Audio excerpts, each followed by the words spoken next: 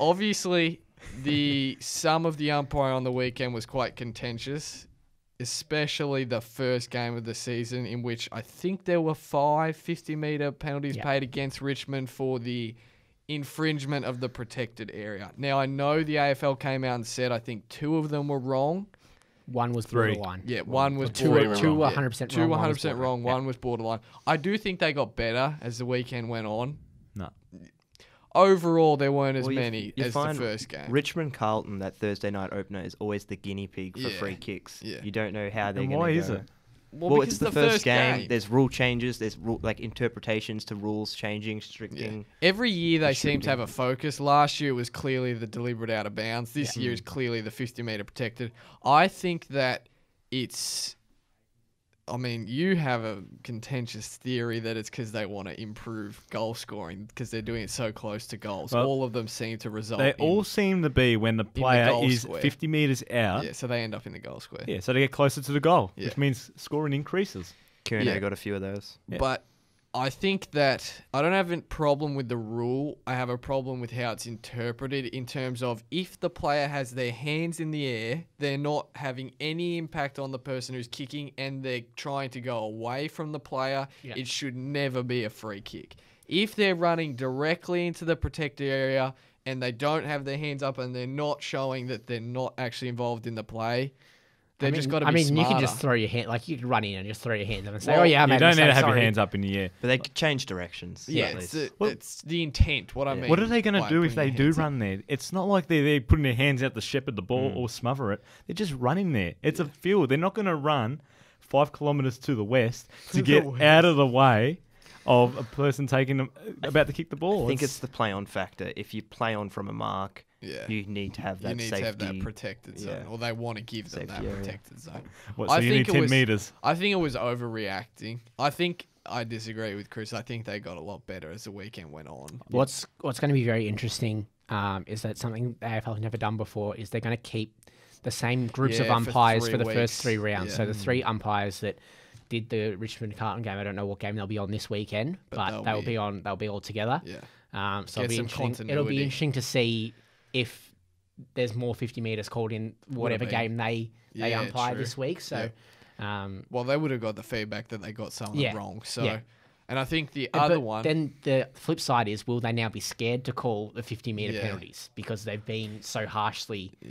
50 metres is a very harsh. That's the thing. Yes. It's 50 metres for like a serious incident is a fair penalty. 50 for that is not fair. Like it's way too harsh. And we're not going to add a 15-metre penalty. What about do an indoor footy one? The 25-metre penalty? No, don't. It'll just overcomplicate it because then you'll be like, what's a 25-metre penalty? If you're running with your opponent and you go into that area, it's okay. Yeah, it's fine. But so what's the difference?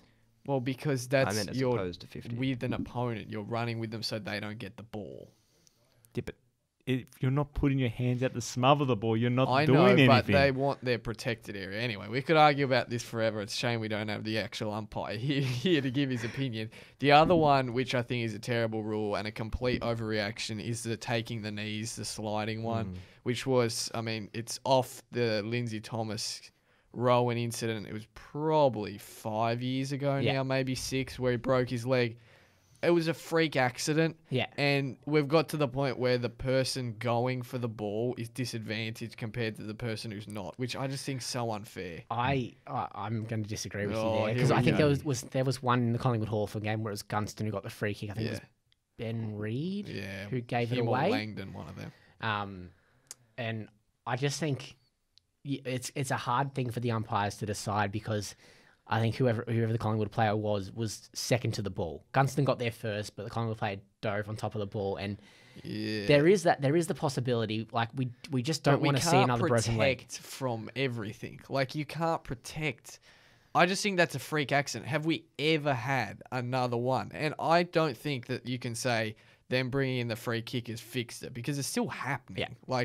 And we've never had another broken leg like that. Well, because then the other thing becomes if whoever the Collingwood player was goes in half of that ball, gets a knee to the head, and they're concussed. Then they're concussed, exactly. I don't know. While we're on this, do you think that translates to the Merritt and Douglas scenario? Oh. No, he deserves the best. Does anyone think that Douglas should have got off. No. No, I don't think so. I didn't think He didn't so. look at the ball. Yeah, but looked at also Merritt. I thought there was no head contact, and then there was another angle that they showed, and he clearly hit his head. So 1 week, Yeah. I think that was pretty fair. I But, think he went straight past the ball. That was my yeah. opinion. Like, And didn't- he was annoyed because there was about 1 minute earlier where Merritt caught him, and Yeah. he was just trying to get back at him. But yeah, I think the one with the knees and taking the legs, I don't know. Yeah, It's a it's just when you 50-50 said one. you can't always protect players. I think I so saw thought one maybe- paid in the Gold Coast game, and that one looked really dangerous because he was sliding. You watched that game. You're brave. It was a good game. He was Yeah, well, sliding. that's everyone. It was was better than watching sliding. better than watching Collingwood. Yes, so he was fair point. sliding on that wet surface, Yeah. and that could have taken his legs. That could have Yeah. broken his leg. We need a new underwater football rule set though. Like there needs to be a Water whole, polo. Yeah, they should get like if a point should be 6 and a goal should be 12. Like just to get a little bit more high scoring, give the Kangaroos a bit of a chance.